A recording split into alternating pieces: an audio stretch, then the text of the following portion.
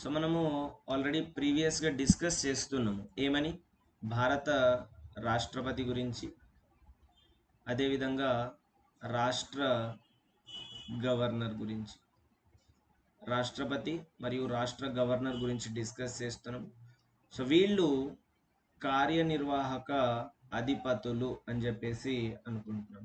వీళ్ళని మనము కార్యనిర్వాహక అధిపతులు అని అంటాం. ఎక్కడ వీళ్ళు కార్యనిర్వాహక అధిపతులు అని అంటే కేంద్రం అని ఒకటి డివైడ్ చేసుకున్నాం అండ్ రాష్ట్రాలు అని డివైడ్ చేసుకున్నాం, రైట్? సో కేంద్రంలో పరిపాలన నిర్వహించే వర్గాన్ని కార్యనిర్వాహక వర్గం అన్నాం. రాష్ట్రాల్లో పరిపాలన నిర్వహించే వర్గాన్ని కార్యనిర్వాహక వర్గం అన్నాం. సో రాష్ట్రపతి కేంద్ర కార్యనిర్వాహక వర్గానికి అధిపతి, తర్వాత గవర్నర్ రాష్ట్ర కార్యనిర్వాహక వర్గానికి అధిపతి. మనము కేంద్రంలోను రాష్ట్రంలోను రెండు చోట్ల పార్లమెంటరీ తరహా ప్రభుత్వాన్ని అడాప్ట్ చేసుకున్నాం. రెండు చోట్ల పార్లమెంటరీ తరహా ప్రభుత్వాన్ని అడాప్ట్ చేసుకున్నాం. అంటే ఏమిటి?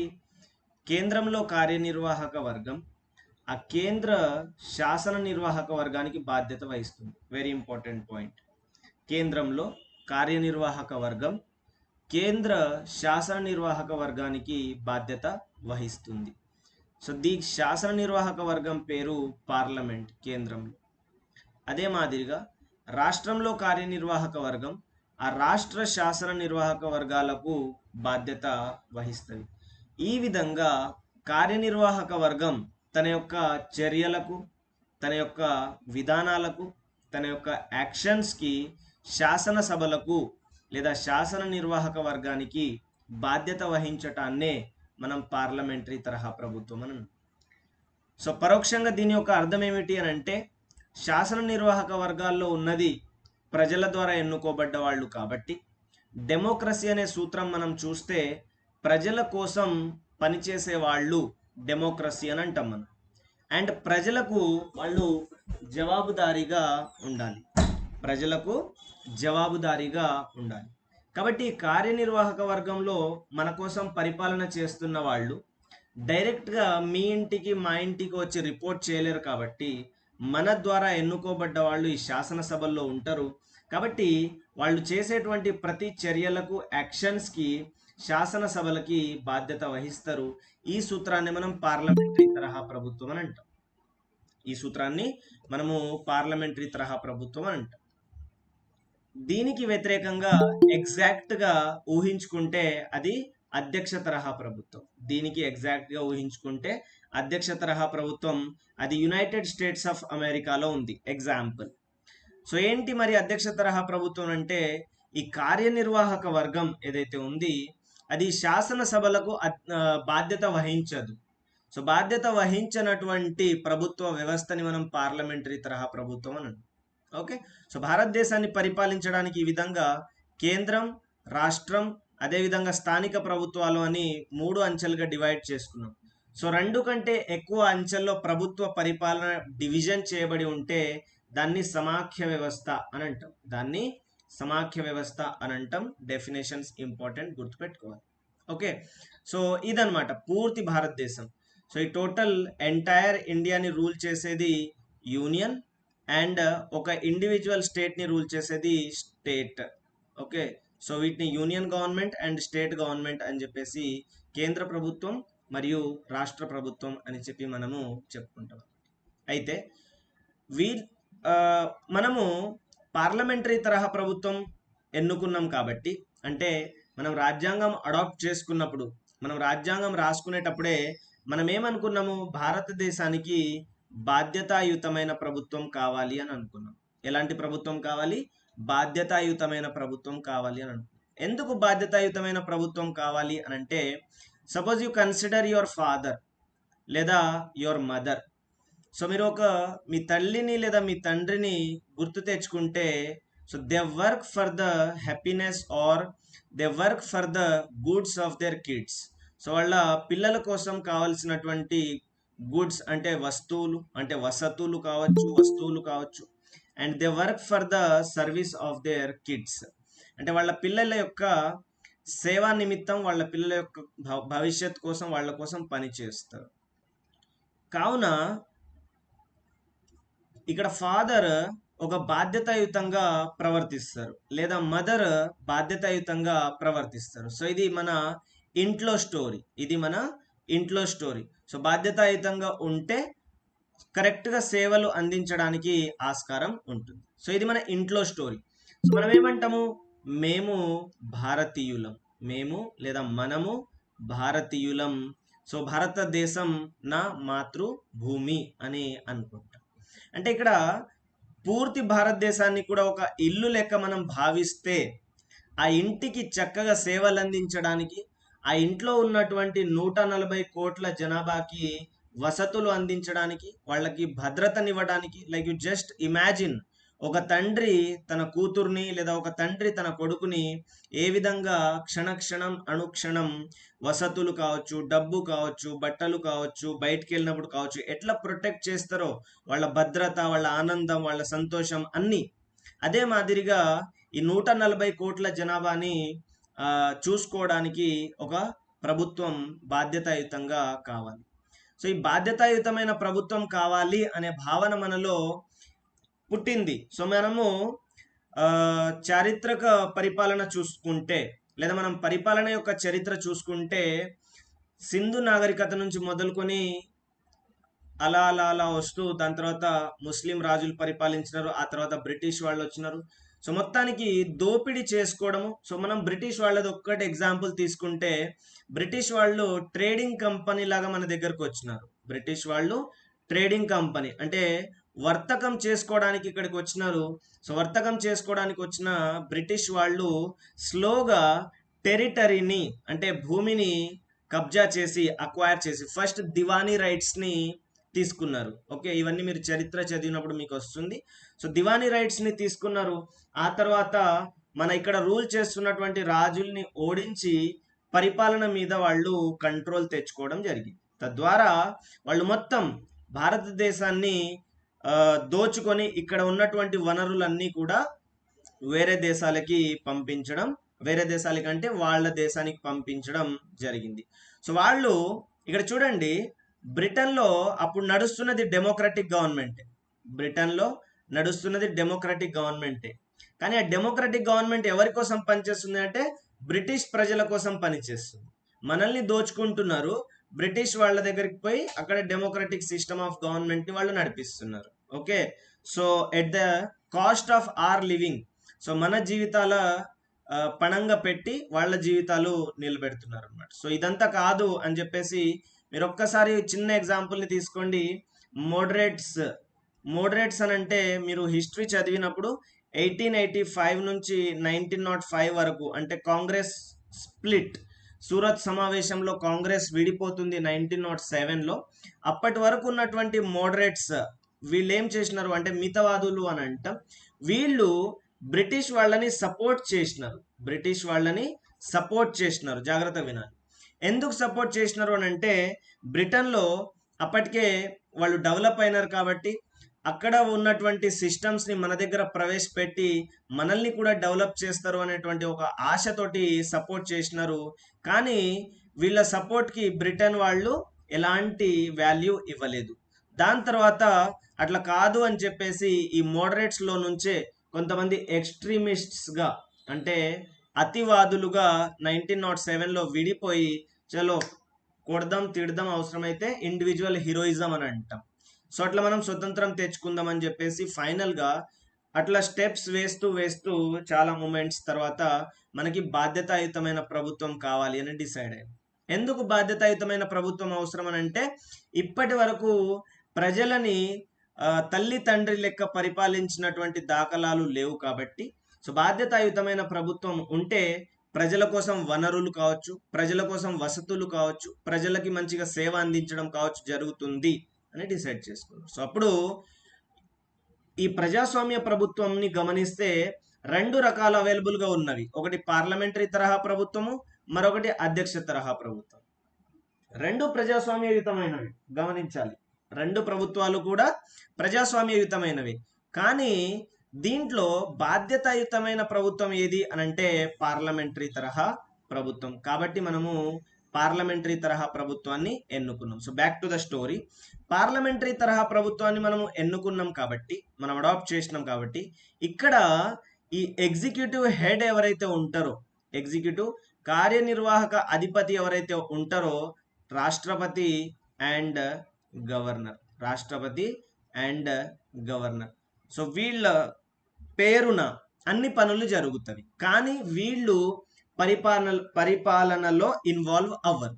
వీళ్ళ పేరున అన్ని పనులు జరుగుతవి, కానీ వీళ్ళ యొక్క వీళ్ళు పరిపాలనలో పార్టిసిపేట్ చేయరన్నమాట. సో ఒకసారి మనము గమనిద్దాము.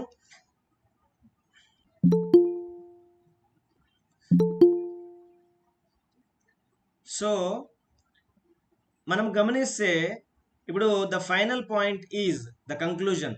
పార్లమెంటరీ తరహా ప్రభుత్వాన్ని మనం ఏర్పాటు చేసుకున్నాము.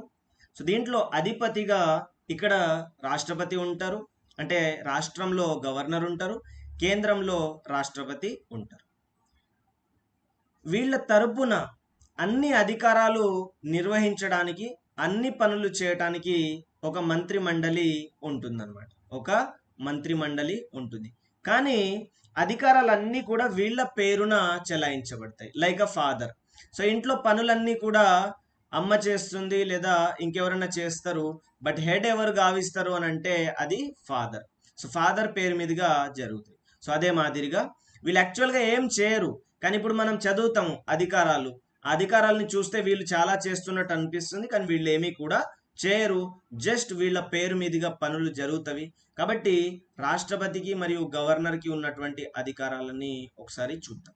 అయితే ఈ అధికారాలు కేవలం మన స్టడీ నిమిత్తం, మన యొక్క అధ్యయన నిమిత్తము, మన అధ్యయన సౌలభ్యం కోసము వివిధ వర్గాలుగా డివైడ్ చేయబడ్డవి. ఉదాహరణకి యాక్చువల్గా వీళ్ళు కార్యనిర్వాహక అధిపతులు. ఓకే, అదే మాదిరిగా వీళ్ళు హెడ్ ఆఫ్ ద స్టేట్ అంటే రాష్ట్రానికి, ఇక్కడ రాష్ట్రం అనంటే దేశం, మరియు రాజ్యానికి, ఇక్కడ రాజ్యం అనంటే అర్థం రాష్ట్రం. ఓకే, సో రాష్ట్రానికి అధిపతి రాష్ట్రపతి మరియు రాజ్యానికి అధిపతి గవర్నర్. కాబట్టి ఇప్పుడు చూడండి, ఈ మూడు కూడా రాష్ట్రం యొక్క శాఖలు, కార్యనిర్వాహక వ్యవస్థ, శాసన నిర్వాహక వ్యవస్థ మరియు న్యాయ వ్యవస్థ. ఈ మూడు కూడా రాష్ట్రం యొక్క శాఖలు. అదే మాదిరిగా రాజ్యంలో కూడా కార్యనిర్వాహక వ్యవస్థ, శాసన నిర్వాహక వ్యవస్థ, న్యాయ వ్యవస్థ. అయితే ఇప్పుడు ఈ రాష్ట్రానికి అధిపతిగా ఎవరున్నారు? ఇక్కడైతేనేమో రాష్ట్రపతి, ఇక్కడైతేనేమో గవర్నర్. మళ్ళీ గమనించండి, అదే కార్యనిర్వాహక వ్యవస్థకి అధిపతిగా కూడా ఇక్కడ రాష్ట్రపతి ఉన్నారు. అదేవిధంగా శాసన వ్యవస్థకి కూడా అధిపతిగా ఇక్కడ రాష్ట్రపతి ఉంటారు. న్యాయ వ్యవస్థకి కూడా అధిపతిగా రాష్ట్రపతి ఉంటారు. గమనించాలి ఎట్లా.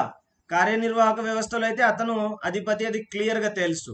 మరి శాసన వ్యవస్థకి ఆయన ఎట్లా అధిపతి అవుతాడు అని అంటే, లోక్సభ, రాజ్యసభ రెండు పాస్ చేసిన బిల్లులని ప్రెసిడెంట్ ఆఫ్ ఇండియా సైన్ చేయకపోతే అది చట్టం కాదు. మరి న్యాయ వ్యవస్థకి ఎట్లా అవుతాడు? న్యాయ వ్యవస్థలో ఉన్నటువంటి చీఫ్ జస్టిస్ని అండ్ ఇతర 33 జడ్జిలని నియమించేది కూడా రాష్ట్రపతే. కాబట్టి వాళ్ళ యొక్క అధికారాలు అన్ని కొమ్మలకి వ్యాపిస్తాయి అన్నమాట. రాష్ట్రపతి అధికారాలు కావచ్చు, గవర్నర్ అధికారాలు కావచ్చు, అన్ని కొమ్మలకి వ్యాపిస్తవి. ఎందుకనంటే వాళ్ళు చెట్టుకు ఉన్నటువంటి వుడ్ లాంటి వాళ్ళు, బెరడు లాంటి వాళ్ళు కాబట్టి. ఓకే, సో రాష్ట్రానికి వాళ్ళు హెడ్ కాబట్టి, రాజ్యానికి వాళ్ళు హెడ్ కాబట్టి వాళ్ళ యొక్క అధికారాలు అన్ని కొమ్మలకి వ్యాపిస్తాయి అన్నమాట. సో ఒకసారి చూడండి కార్యనిర్వాహక అధికారాలు. సో కార్యనిర్వాహక అధికారాల్లో ఇతను రాష్ట్రపతి కార్యనిర్వాహక అధికారాలు చూస్తే, భారత ప్రభుత్వం యొక్క అన్ని కార్యనిర్వాహక చర్యలు అధికారికంగా రాష్ట్రపతి పేరు మీదుగా జరుగుతాయి. సో కార్యనిర్వాహక చర్యలన్నీ కూడా రాష్ట్రపతి పేరు మీదుగా జరుగుతాయి. రెండవది ప్రమాణీకరణ విధులు. సో ప్రమాణీకరణ నియమాలు ఏంటివి అంటే, ఇప్పుడు అన్ని అధికారాలు రాష్ట్రపతి యొక్క పేరు మీద జరుగుతున్నవి. సో రాష్ట్రపతి తన పేరు మీద తయారు చేయబడిన లేదా అమలు చేయబడినటువంటి ఆదేశాలు మరియు ఇతర సాధనాలు ప్రామాణీకరించే విధానాన్ని పేర్కొనే నియమాలను రూపొందించవచ్చు. సో సింపుల్గా చెప్పుకోవాలి అని అంటే, ఇప్పుడు ఏమన్నాం మనం ఫస్ట్ పాయింట్ లో, రాష్ట్రపతి పేరు మీదనే అన్ని కార్యనిర్వాహక అధికారాలు జరుగుతవి అని అన్నాం. రాష్ట్రపతి పేరు మీదుగా అన్ని కార్యనిర్వాహక అధికారాలు చెలాయించబడతాయి అని అన్నాం. సో ఆ కార్యనిర్వాహక అధికారాలు ఎట్లా చెలాయించబడతాయి అనే నియమాలను ఇతను తయారు చేయవచ్చు అనమాట. అదొకటి. తర్వాత వ్యాపార లావాదేవీలు అంటే ట్రాన్సాక్షన్ ఆఫ్ బిజినెస్ ట్రాన్సాక్షన్ అంటే ఇదే అనమాట, ప్రభుత్వం పనిచేసేటువంటి విధానం. సో ప్రభుత్వము సౌకర్యవంతంగా పనిచేయడం కోసం మరియు మంత్రుల మధ్యన వ్యాపార కేటాయింపుల కోసం నియమాలను రూపొందించడం. అంటే ఇప్పుడు మనము బ్రాడ్గా ఏమని అనుకున్నాము, ప్రధానమంత్రి ఉంటారు, ఆయనకు ఒక మంత్రి మండలి ఉంటుంది, వాళ్ళు పరిపాలన చేస్తారు. మరి దానికి సంబంధించిన ఇంకా మైన్యూట్ డీటెయిల్స్ ఏమైనా ఉంటాయి, అవి ఇతను నియమాల ద్వారా రూపొందిస్తాడు అనమాట. ఓకే, సో మంత్రుల మధ్యన వ్యాపారాల కేటాయింపు అంటే పోర్ట్ఫోలియో కేటాయించడము. సో ఇది కూడా రాష్ట్రపతి నియమాలను తయారు చేయవచ్చు. అండ్ ద ఫోర్త్ పాయింట్, రాష్ట్రపతి ప్రధానమంత్రిని మరియు ఇతర మంత్రులను నియమిస్తారు. వారు తమ సంతోష సమయంలో పదవిలో ఉంటారు. అంటే రాష్ట్రపతి యొక్క సంతోష సమయంలో వాళ్ళు అధికారంలో ఉంటారు. తర్వాత కీలక అధికారుల నియామకం. ఎవరెవరిని నియమిస్తాడంట? ఒకటి అటార్నీ జనరల్ ఆఫ్ ఇండియాని నియమిస్తాడు. తర్వాత అటార్నీ జనరల్ అతనికి వేతనాన్ని కూడా డిసైడ్ చేస్తాడు. ఇంకొక important point. So attorney general యొక్క వేతనాన్ని కూడా ప్రెసిడెంట్ ఆఫ్ ఇండియా డిసైడ్ చేస్తాడు. తర్వాత అటార్నీ జనరల్ కి ఫిక్స్డ్ టర్మ్ ఏదైనా ఉందా అంటే నో, అతనికి కూడా ఫిక్స్డ్ టర్మ్ ఏది లేదు. రాష్ట్రపతి యొక్క సంతోషం మేరకు అటార్నీ జనరల్ కూడా ఉంటుంది. సో అతనితో పాటు కంట్రోలర్ మరియు auditor general, chief election commissioner మరియు ఇతర ఎలక్షన్ కమిషనర్స్, తర్వాత union public service commission chairman మరియు సభ్యులు, రాష్ట్రాల గవర్నర్లు, ఫినాన్స్ కమిషన్ చైర్మన్ మరియు సభ్యులు, ఇతర అధికారులు. సో వీళ్ళందరినీ కూడా రాష్ట్రపతి నియమిస్తాడు. ఎప్పుడైనా సరే ఒకటి గుర్తుపెట్టుకోండి, ఎలక్షన్ కమిషన్ కి సంబంధించి కావచ్చు, సరే ఏదైనా ఎన్నికలకి సంబంధించి ఏదైనా అపాయింట్మెంట్స్ కి సంబంధించి ప్రధానమంత్రి లేదా చీఫ్ మినిస్టర్ అనే వర్డ్స్ కనిపిస్తే అది out rightly wrong. Okay, suppose ఇప్పుడు కంట్రోలర్ అండ్ ఆడిటర్ జనరల్ ని ప్రధానమంత్రి నియమిస్తారు అని రావచ్చు, లేదా ఫినాన్స్ కమిషన్ చైర్మన్ ని ప్రధానమంత్రి నియమిస్తాడు అని రావచ్చు. సో ఇవి రాంగ్ అన్నమాట. ఓకే, సో ఎక్కడ కూడా మనకి ప్రధానమంత్రి నియామకం చేస్తారు, ముఖ్యమంత్రి నియామకం చేస్తారు అనే కాన్సెప్ట్ ఉండదు. అయితే గీతే సెంట్రల్ గవర్నమెంట్, స్టేట్ గవర్నమెంట్ అనే కాన్సెప్ట్స్ ఉంటాయి. తర్వాత సమాచారాన్ని కోరటం. దేనికి సంబంధించిన సమాచారం అని అంటే, కేంద్రానికి సంబంధించినటువంటి వ్యవహారాలు ప్రధానమంత్రి నుంచి సమాచారాన్ని కోరటం అన్నమాట. ఓకే, సో ఎలాంటి సమాచారం? ఏదైనా చట్టాలు తయారు చేయటం కావచ్చు, లేకపోతే పరిపాలన ఎట్లా నిర్వహిస్తున్నారు కావచ్చు, పరిపాలన సజావుగా సాగుతుందా, సో ఇలాంటి వివరాలను రాష్ట్రపతి ప్రధానమంత్రి నుంచి సమాచారాన్ని కోరవచ్చు. తర్వాత పరిశీలనల కోసం కొన్ని విషయాల సమర్పణ. చూడండి, ఇప్పుడు కౌన్సిల్ ఆఫ్ మినిస్టర్స్ ఉంటారు, మంత్రి మండలి. సో చాలా మంది ఉంటారు. ఒక ఇండివిజువల్ మినిస్టర్ ఒక పర్టికులర్ అంశం మీద ఒక పరిశీలన చేసి, సో మనం ఇది ఇంప్లిమెంట్ చేస్తే బాగుంటుంది అని అనుకుంటారు ఒక ఇండివిజువల్ మినిస్టర్. కానీ ఏదైనా ఒక అంశాన్ని అమలు చేయాలి అని అంటే పూర్తి మంత్రి మండలి అంగీకరించిన తర్వాతనే దాన్ని అమలు చేయాలి. సో ఎవరైనా సరే ఒక ఇండివిజువల్ మినిస్టర్ ప్రెసిడెంట్ దృష్టికి తీసుకుపోతాడు అనమాట.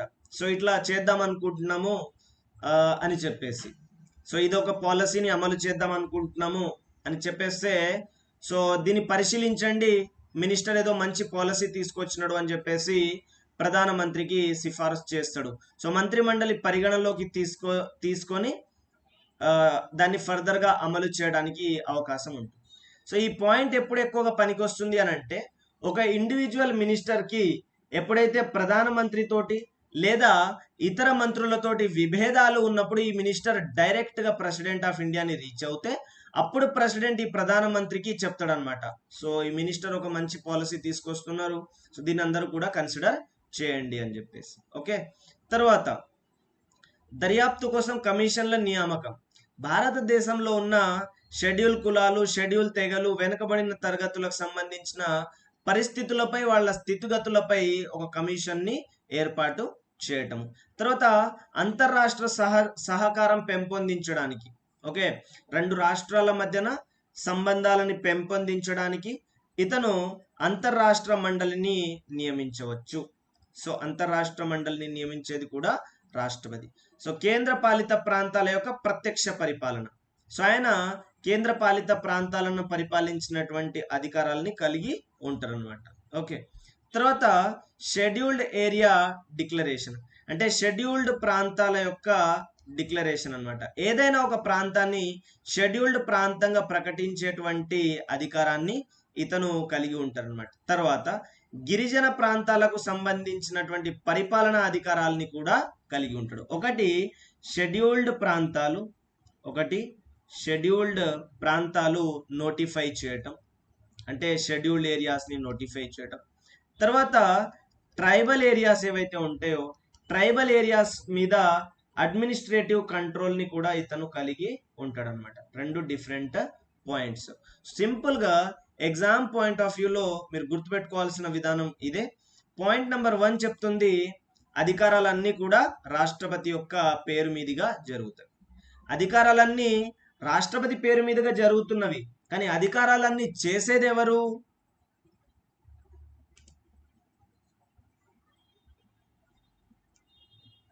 అధికారాలన్నీ చేసేది ఎవరు? మంత్రిమండలి. ఎస్, మంత్రిమండలి. అధికారాలన్నీ కూడా మంత్రిమండలి చేస్తుంది, headed by the prime minister. Okay, అదొకటి. తర్వాత ఆ పని చేసే క్రమంలో ఎట్లా చేస్తున్నారు, ఎలా చేయాలి అనేటువంటి నియమాలను రూపొందించడము. తర్వాత మంత్రుల మధ్యన పోర్ట్ఫోలియోని కేటాయించడానికి నియమాలు చేపట్టడము, ప్రధానమంత్రి మరియు మంత్రుల నియామకం, కీలక అధికారుల నియామకం, సమాచారాన్ని కోరడం. ఎందుకు ఇప్పుడు నేను హెడ్, నా ఇంట్లో ఏం జరుగుతున్నవి, ఓకే నేను మీకు కొన్ని చెప్పిన, సపోజ్ ఇప్పుడు మనం ఉన్నాం క్లాస్లో, నేను మీకు చెప్పిన ఏమని, మీరు దీనికి అర్హులు, సో రేపు మీరు ఇది ఒక వర్క్ చేసుకోరండి, ఎలక్షన్ కమిషన్ ఆఫ్ ఇండియా గురించి చదువుకోరండి. సో నేను దానికి సంబంధించిన కంప్లీట్ డీటెయిల్స్ అడుగుతాను అనమాట మిమ్మల్ని. సో సమాచారాన్ని కోరటము. తర్వాత పరిశీలనల కోసం కొన్ని విషయాలను సమర్పణ కోసం అడగటం అన్నమాట. సో ఏదైనా ఇండివిజువల్ మినిస్టర్స్ అట్లా. తర్వాత దర్యాప్తు కమిషన్స్ని ఏర్పాటు చేయడం, అంతర్రాష్ట్ర మండలి, కేంద్రపాలిత ప్రాంతాలు, షెడ్యూల్డ్ ఏరియాస్ అండ్ ట్రైబల్ ఏరియాస్కి సంబంధించి ప్రత్యేక అధికారాలను కలిగి ఉంటాడు. ఇవి రాష్ట్రపతికి సంబంధించినటువంటి అధికారాలు. గవర్నర్ విషయంలో చూస్తే సేమ్ ఈ పాయింట్. అధికారిక కార్యనిర్వాహక చర్యలు గవర్నర్ పేరున జరుగుతవి. ఇతను కూడా ప్రామాణీకరణ నియమాలు చేస్తాడు. ఇతను కూడా వ్యాపార లావాదేవీల కోసము నియమాలు రూపొందిస్తాడు. ఇతను ముఖ్యమంత్రి మరియు మంత్రుల నియామకం చేపడతాడు. ఇతను ముఖ్యమైనటువంటి వాళ్ళ నియామకం లైక్ అడ్వకేట్ జనరల్ లాంటి వాళ్ళను నియమిస్తాడు. అడ్వకేట్ జనరల్ యొక్క వేతనాన్ని ఇతనే నియమిస్తాడు. అడ్వకేట్ జనరల్ గవర్నర్ యొక్క ఇష్ట సమయంలో అధికారంలో ఉంటుంది. So I hope it is clear. So మీరు అబ్జర్వ్ చేస్తున్నారు, ఫుల్ అటెన్షన్ని పే చేస్తున్నారు అని అనుకుంటున్నా. సో చూడండి, ప్యారలల్గా 2 టాపిక్స్ అయిపోతున్నాయి మీకు ఈజీగా. సో కాబట్టి give your complete attention and you will never look back. Okay, తర్వాత ఇక్కడ చూడండి తేడా వచ్చింది. ఏమని? రాష్ట్ర ఎన్నికల కమిషనర్ యొక్క నియామకం. సో అక్కడ ఏంటి? Election commissioners of India. So chief election commissioner and other election commissioners of election commission of India. భారత ఎన్నికల సంఘం యొక్క కమిషనర్లను నియమించడం రాష్ట్రపతి బాధ్యత. రాష్ట్ర ఎన్నికల సంఘం యొక్క కమిషనర్ని నియమించడం దీని యొక్క బాధ్యత. దీని యొక్క అంటే గవర్నర్ యొక్క బాధ్యత. ఇక్కడ ఒక డిఫరెంట్ పాయింట్ చూడండి. రాష్ట్ర పబ్లిక్ సర్వీస్ కమిషన్ సభ్యుల యొక్క నియామకం డిఫరెన్స్ ఏం లేదు. కాకపోతే ఈ సభ్యులను తొలగించడం మాత్రం రాష్ట్రపతి ద్వారా జరుగుతుంది, గవర్నర్ ద్వారా కాదు. ఇదొక డిఫరెంట్ పాయింట్. ఓకే, నోట్ చేయాల్సింది ఏంటి అని అంటే యూనియన్ పబ్లిక్ సర్వీస్ కమిషన్ యొక్క చైర్మన్ మరియు సభ్యులు. ఈ టాపిక్స్ అన్నీ కూడా మళ్ళీ మనం ముందుకు వెళ్తా ఉంటే అన్నీ వస్తాయి, అన్నీ రిపీట్ అయ్యే టాపిక్స్. ఓకే, సో చైర్మన్ మరియు సభ్యులు, సో వీళ్ళని అపాయింట్ చేసేది president of India. Union public service commission, as well as remove చేసేది president of India. Suppose TSPSC ఉంది, టిఎస్పిఎస్సి యొక్క సభ్యుల్ని అపాయింట్ చేసింది మన గవర్నర్, కానీ ఈ సభ్యుల్ని రిమూవ్ చేయాలి అంటే మాత్రం అది కేవలం ప్రెసిడెంట్ ద్వారానే జరుగుతుంది. అదొక పాయింట్ టు బి రిమెంబర్డ్, అదొక డిఫరెంట్ పాయింట్. ఎందుకు అని ఎవరికైనా డౌట్ వచ్చి ఉంటే లాస్ట్ లో అడిగితే చెప్తా, రాకపోతే అక్కడే వదిలేయండి. తర్వాత సమాచారాన్ని కోరటం అన్నమాట, సేమ్ లైక్ ద ప్రెసిడెంట్ మాదిరిగానే సమాచారం కోరటం, ప్రెసిడెంట్ మాదిరిగానే పరిశీలనల కోసం ఏదైనా విషయాలను సమర్పణ చేయటం. ఇది ఒకటి డిఫరెంట్ అండ్ ఇది ఒకటి డిఫరెంట్. ఈ రెండు పాయింట్స్ డిస్కస్ చేసే ముందు ఒక్క చిన్న క్లారిఫికేషన్. సో ఇప్పుడు మనం గవర్నర్ గురించి చర్చించే అంశాలు కూడా ఒక పర్టికులర్ రాష్ట్రానికి సంబంధించింది. ఓకే, ఒక పర్టికులర్ రాష్ట్రానికి సంబంధించింది అనమాట గవర్నర్ గురించి చర్చించేది మొత్తం కూడా. సో ఇప్పుడు అంటున్నా, నేను ఏమని అంటున్నా, గవర్నర్ సమాచారం అడుగుతాడు ముఖ్యమంత్రి నుంచి అని చెప్పేసి, సమాచారం అడుగుతాడు ముఖ్యమంత్రి దగ్గర నుంచి. ఏం సమాచారం అడుగుతాడు? ఛత్తీస్గఢ్లో ఏం జరుగుతుంది, ఒడిశాలో ఏం జరుగుతుంది, ఒడిశాలో మీరు పరిపాలన ఎట్లా చేస్తున్నారు, అవే అడుగుతారా? కాదు, మీ రాష్ట్రంలో మీ పరిపాలన ఎట్లా జరుగుతుంది, సో రాష్ట్ర వ్యవహారాలకు సంబంధించిన వివరాలు అడుగుతారు అనమాట.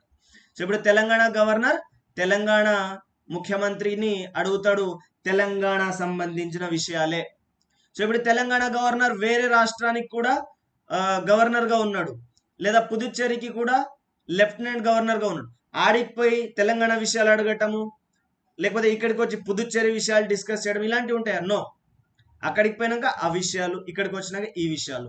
సో మొత్తానికి సమాచారం అడగటము లేకపోతే సబ్మిషన్ కోసం ఇవ్వటం, అదంతా కూడా రాష్ట్ర స్థాయిలో జరిగేటువంటి వ్యవహారాలు అన్నమాట. ఓకే, సో ఎప్పుడైతే మీరు ప్రెసిడెంట్ గురించి చదువుతారో అది పూర్తి దేశానికి సంబంధించిన వ్యవహారాలు, గవర్నర్ గురించి చదివినప్పుడు అది ఒక రాష్ట్రానికి సంబంధించిన వ్యవహారాలు. అయితే గవర్నర్కి ఉన్నటువంటి అధికారాలు రాజ్యాంగ అత్యవసర పరిస్థితి అంటే ఆర్టికల్ 356 యొక్క ఇంపోజిషన్ కోసం, రాష్ట్రపతి యొక్క పరిపాలన కోసం ఇతను ఏం చేస్తాడు? రాష్ట్రపతికి సిఫారసు ఇస్తాడు. Very very important point. ఎందుకు అనంటే మీరు ఆర్టికల్ 1ని కూడా చూస్తే భారతదేశం అనేది రాష్ట్రాల కలయికతో ఏర్పడ్డటువంటి ఒక సంఘం అన్నమాట. రాష్ట్రాల కలయికతో ఏర్పడ్డటువంటి ఒక సంఘం. సో దాన్ని మనం యూనియన్ అని అంటున్నాం. మొత్తం భారతదేశాన్ని యూనియన్ అంటున్నాం. యూనియన్ లో రాష్ట్రాలు కూడా ఉన్నాయి. ఈ యూనియన్ కి హెడ్ గా ప్రెసిడెంట్ ఉన్నాడు. సో ఈ ప్రెసిడెంట్ అన్ని రాష్ట్రాల్లో కూడా రాజ్యాంగం అమలు అయ్యేలాగా చూసుకోవాల్సిన బాధ్యతని కలిగి ఉంటాడు. కాబట్టి ఆ లింక్ ని మెయింటైన్ చేయడానికి అన్ని రాష్ట్రాలకు ఒక హెడ్ గా గవర్నర్ ని రాష్ట్రపతి నియమిస్తాడు. సో ఈ గవర్నర్లు ఏం చెప్తూ ఉండాలి రాష్ట్రపతికి అని అంటే, ఏదైనా రాజ్యాంగం యొక్క అమలుకి ఏవైనా అవకతవకలు ఉంటే వెంటనే ప్రెసిడెంట్ కి ఇన్ఫార్మ్ చేస్తే అక్కడ ప్రభుత్వాన్ని కొల్లగొట్టేసి ప్రెసిడెంట్ డైరెక్ట్ గా పరిపాలన అంశాన్ని తీసుకుంటాడు. ఎందుకు? ఆయన he maintains the unity integrity of the India. భారతదేశం యొక్క ఏకత్వాన్ని కాపాడటం రాష్ట్రపతి యొక్క బాధ్యత. భారతదేశం అనేది యూనిటీగా ఉండడం చూడటానికి రాష్ట్రపతి యొక్క బాధ్యత. సో కాబట్టి ఇట్లా ఏదైనా అవకతవకలు జరిగితే రాష్ట్రపతి పరిపాలన చేస్తాడు. తర్వాత అన్ని రాష్ట్రాల గవర్నర్లు వాటి సంబంధించిన రాష్ట్రాల విశ్వవిద్యాలయాలకు ఛాన్సలర్స్ గా ఉంటారు మరియు వైస్ ఛాన్సలర్స్ ని అపాయింట్ చేస్తారు. ఈ విషయం మనం డిస్కస్ చేసినామా?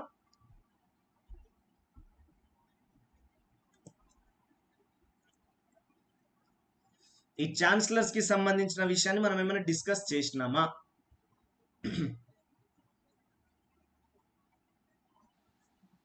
చేశాం sir. Yes.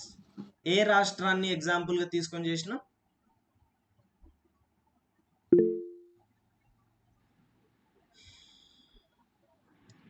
Sir Kerala. Yes, very nice. So Kerala రాష్ట్రానికి సంబంధించి మనం ఎగ్జాంపుల్ గా తీసుకొని చేసినాం అనమాట. దీని గురించి డిస్కషన్. ఓకే, సో ఇది రాష్ట్రపతికి గవర్నర్ కి ఉన్నటువంటి కార్యనిర్వాహక అధికారాలు. తర్వాత శాసన అధికారాలు ఏమేమి ఉన్నాయో ఒకసారి చూడండి. సో పార్లమెంట్ కి సమన్లు ఇవ్వటము మరియు రద్దు చేయటము, అంటే సమావేశాలు, పార్లమెంట్ యొక్క సమావేశాలను సమన్ చేయటం అంటే సమావేశాలను కూర్చోబెట్టడం, సమావేశానికి పిలుపునివ్వటము, తర్వాత ఆ సమావేశాలను ఖతం చేయటం. ఒకసారి చూడండి, ఒకటి లోక్సభని రద్దు చేసే అధికారము, అలాగే ఉభయ సభలను సమావేశాలకు పిలుపునిచ్చేటువంటి అధికారము, మరియు ఆ సమావేశాలను వాయిదా వేసే అధికారం, సమావేశాలను రద్దు చేసేటువంటి అధికారము రాష్ట్రపతికి ఉంటుంది. సమావేశాలను వాయిదా వేసే అధికారము సంబంధించినటువంటి అధ్యక్షత వహించే అధికారికి ఉంటుంది. ఇది మిస్టేక్. ఓకే, సో వాయిదా వేసేటువంటి అధికారము ఎవరికి ఉంటుంది అని అంటే అధ్యక్షత వహించేటువంటి అధికారికి ఉంటుందన్నమాట. సో ట్రాన్స్లేషన్ మిస్టేక్స్ ఉంటవి. సో దీన్ని మనం అంటాము prorogue and adjourn. Prorogue and adjourn. So prorogue కి మీనింగ్ కూడా వాయిదానే వస్తుంది, అడ్జర్న్ కి మీనింగ్ కూడా వాయిదానే వస్తుంది. ఓకే, సో ప్రొరోగ్ చేసేది అధ్యక్షుడు, ప్రొరోగ్ చేసేది రాష్ట్రపతి, ప్రొరోగ్ చేసేది రాష్ట్రపతి. తర్వాత అడ్జర్న్ చేసేది ప్రిసైడింగ్ ఆఫీసర్, అంటే అధ్యక్షత వహిస్తున్న వ్యక్తి. అది స్పీకర్ కావచ్చు, డిప్యూటీ స్పీకర్ కావచ్చు, చైర్మన్ కావచ్చు, డిప్యూటీ చైర్మన్ కావచ్చు. కాబట్టి ఇక్కడ లోక్సభని రద్దు చేయటం, తర్వాత లోక్సభ సమావేశాన్ని పిలిచటం, లోక్సభని ప్రొరోగ్ చేయటము, రాజ్యసభని సమావేశానికి పిలిచటము, రాజ్యసభని ప్రొరోగ్ చేయటము, ఇవి రాష్ట్రపతికి ఉన్నటువంటి అధికారాలు. తర్వాత పార్లమెంట్లో ప్రసంగించడము. సో పార్లమెంట్లో సంవత్సరం ప్రారంభంలో ఒకసారి, తర్వాత ప్రతి సాధారణ ఎన్నికల తర్వాత ఒకసారి, ప్రతి సాధారణ ఎన్నికల తర్వాత ఒకసారి, మరియు సంవత్సర ప్రారంభంలో ఒకసారి, 2 సార్లు రాష్ట్రపతికి స్పీచ్ చేసేటువంటి అధికారం ఉంటుంది. దేనికి సంబంధించిన విషయాలు అంటే జాతీయ ప్రాధాన్యతలు. ఏం స్పీచ్ ఇస్తాడు? ఇప్పుడు ఇక్కడ మీరు డివైడ్ చేయండి. రాష్ట్రపతి ఎవరు ఇక్కడ? రాష్ట్రపతి ఒక కార్యనిర్వాహక అధికారి, రాష్ట్రపతి యొక్క కార్యనిర్వాహక అధికారి. సో ఇతను పోయి ఎక్కడ స్పీచ్ ఇస్తున్నాడు అని అంటే పార్లమెంట్లో స్పీచ్ ఇస్తున్నాడు. ఇతను పోయి పార్లమెంట్లో స్పీచ్ ఇస్తున్నాడు అంటే ఇది శాసన నిర్వాహక శాఖ. సో ఇప్పుడు కార్యనిర్వాహక శాఖ వాళ్ళు శాసన నిర్వాహక శాఖ వాళ్ళకి బాధ్యత వహిస్తారు కదా. ఇదే కదా పార్లమెంటరీ తరహా ప్రభుత్వం యొక్క సూత్రం. సో ఇక్కడ రాష్ట్రపతి పోయి చెప్తాడు అనమాట పార్లమెంట్లో. పార్లమెంట్లో ఎవరున్నారు? ప్రజల ప్రతినిధులు. సో ప్రజల ప్రతినిధులు అని అంటే ప్రజలకి రాష్ట్రపతి ఇండైరెక్ట్ గా చెప్తున్నాడు అనమాట. Okay, so next the coming year లో మా ప్రభుత్వం, నా ప్రభుత్వం, లేదా మా ప్రభుత్వం, మన ప్రభుత్వం, ఇట్లా అన్నారు. నా అనే అంటారు. సో మై గవర్నమెంట్ అంటే నా తరపున పరిపాలిస్తున్నటువంటి ప్రభుత్వం వచ్చే సంవత్సరం ఇది ఇది ఇది చేయబోతుంది, ఈ విషయాలు చేయబోతుంది, అది చేయబోతుంది అని చెప్పేసి ప్రసంగించడం జరుగుతుంది అనమాట. ఒకటి ఎవ్రీ ఇయర్ ప్రారంభంలో, ఎవ్రీ జనరల్ ఎలక్షన్స్ తర్వాత. 5 years అని అనకండి, జనరల్ ఎలక్షన్స్ తర్వాత అని అనండి. సో సాధారణ ఎన్నికలు 5 సంవత్సరాల తర్వాత అయినా జరగవచ్చు, ముందన జరగవచ్చు, ఆ తర్వాత అయినా జరగవచ్చు అనమాట. తర్వాత పార్లమెంట్కు సందేశాలు పంపించడం, ఏదైనా బిల్లులు పెండింగ్లో ఉన్నప్పుడు, తర్వాత ఏ ఇతర అంశానికి సంబంధించిన ఇతను సందేశాలు పంపించవచ్చు. ఉదాహరణ తీసుకోండి, బిల్ని లోక్సభ రాజ్యసభ పాస్ చేసింది, రాష్ట్రపతి దగ్గర పంపించినప్పుడు రాష్ట్రపతి బిల్ని వెనక్కి పంపించి ఇగో ఈ విషయాల్ని కన్సిడర్ చేయండి బాబు అని చెప్పేసి అనొచ్చు అనమాట. సో పార్లమెంట్కి సందేశాలు పంపించడం. తర్వాత ప్రిసైడింగ్ అధికారాలను అంటే సభలకు అధ్యక్ష వహించడానికి అధికారులను నియమించేటువంటి అధికారం ఇతను కలిగి ఉంటాడు అనమాట. యాక్చువల్గా చూడండి, అబ్జర్వ్ చేయండి, లోక్సభ ఉంది మనకి. లోక్సభలో స్పీకర్, డిప్యూటీ స్పీకర్ వీళ్ళిద్దరూ కూడా ఎలెక్టెడే. వీళ్ళిద్దరూ elected, not appointed by the president. మరి ప్రెసిడెంట్ ఎప్పుడు అపాయింట్ చేస్తాడు అని అంటే స్పీకర్ పొజిషన్ వేకెంట్ ఉంది, ఖాళీ. డిప్యూటీ స్పీకర్ పొజిషన్ వేకెంట్ ఉంది, ఖాళీ. సో ఇప్పుడు మరి ప్రస్తుతం మనకు సభ నడుస్తుంది అనుకోండి, వీళ్ళిద్దరిది ఖాళీ ఏర్పడింది.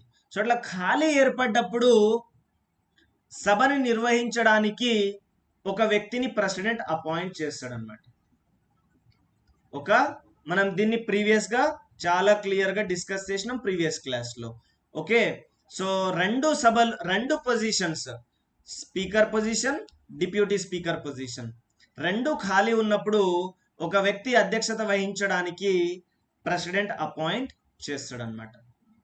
Okay, in case of absence, speaker absent ఉంటే డిప్యూటీ స్పీకర్ యాబ్సెంట్ ఉంటే ప్యానెల్ ఆఫ్ చైర్పర్సన్స్ లో నుంచి ఒకళ్ళు అధ్యక్షత వహిస్తారు. కానీ ఇక్కడ వేకెన్సీ ఉంది, అబ్సెంట్ వేరు, వేకెన్సీ వేరు. సో వేకెన్సీ ఉన్నప్పుడు మాత్రం ప్రెసిడెంట్ ఆఫ్ ఇండియా అపాయింట్ చేస్తాడు అని చెప్పేసి గుర్తుపెట్టుకోవాలి. ఏదైనా సభలో స్పీకర్ లేదా చైర్మన్ అంటే రాజ్యసభను కూడా కలుపుకొని వేకెన్సీ ఉన్నప్పుడు పార్లమెంటరీ కార్యకలాపాలు కొనసాగించడానికి తాత్కాలికంగా ప్రిసైడింగ్ అధికారులను నియమించాలన్నమాట. తాత్కాలికంగా ప్రిసైడింగ్ అధికారాలు నియమించాలి. చిన్న ఎగ్జాంపుల్ తోటి గుర్తు చేసుకోండి. మనకి ఇప్పుడు ఫ్రెష్ ఎలక్షన్స్ వస్తాయి,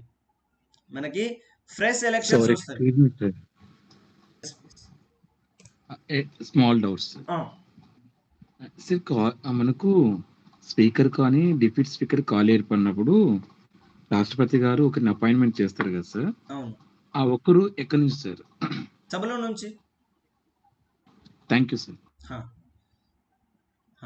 సో మనకి ఎవరైనా సరే సభ అధ్యక్షత వహించాలి అని అంటే ఆ సభకి సంబంధించిన వ్యక్తి అయి ఉండాలి. ఇప్పుడు లోక్సభలో స్పీకర్గా లేదా స్పీకర్ చైర్లో కూర్చోవాలి అంటే లోక్సభ సభ్యుడై ఉండాలి. ఓకే, ఆ చైర్లో ఎవరైతే కూర్చోవాలనుకుంటారో ఆ చైర్లో కూర్చోవాలి అనే వ్యక్తికి ఆ సభలో సభ్యత్వం ఉండాలి. అయితే రాజ్యసభలో ఉండే చైర్మన్కి ఎక్సెప్షన్ ఉంది. ఎందుకు? వైస్ ప్రెసిడెంట్గా ఉన్న వ్యక్తి చైర్మన్గా ఉంటాడు కాబట్టి చైర్మన్కి ఎక్సెప్షన్.